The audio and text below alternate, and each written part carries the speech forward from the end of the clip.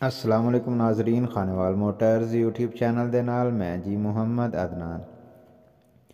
उम्मीद करदा जी मेरे तमाम दोस्त खैर आफियत नाल होणगे। अल्लाह ताला मेरे सारे वीरां नूं सदा सलामत शाद ते आबाद रखे जी। नाजरीन मैं अज तुहाडे वास्ते लै करके हाज़र हो रहे हैं जी छोटा फीएट है जी। ठीक है जी, फीएट 480 2008 मॉडल। छत लगी हुई है जी, हुक लगी हुई है, बंपर लगा हुआ है जी। ठीक है जी, गड्डी माशाल्लाह खूबसूरत हालत के अंदर, पिछले टायर नवे, अगले टायर भी नवे ने। ठीक है जी, और हुक बंपर लगा है 480 स्पैशल के अंदर।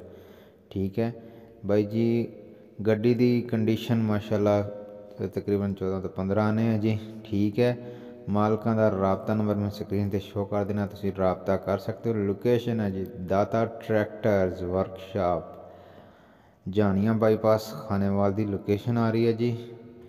और अगर गल करा गड्डी की डिमांड की तो जी 15 लाख रुपये गड्डी की डिमांड की जा रही है जी। ठीक है, बाकी जो भी मालूमात तुसीं मालकां नाल राबता करके मालूमात लै सकते हो। उम्मीद करांगा दोस्तों नूं वीडियो पसंद आएगी। मिलांगे किसी दूसरी नई वीडियो के नाल। अपना बहुत सारा ख्याल रखा जे। नमाज कायम करो, पाकिस्तान जिंदाबाद। अस्सलाम वालेकुम।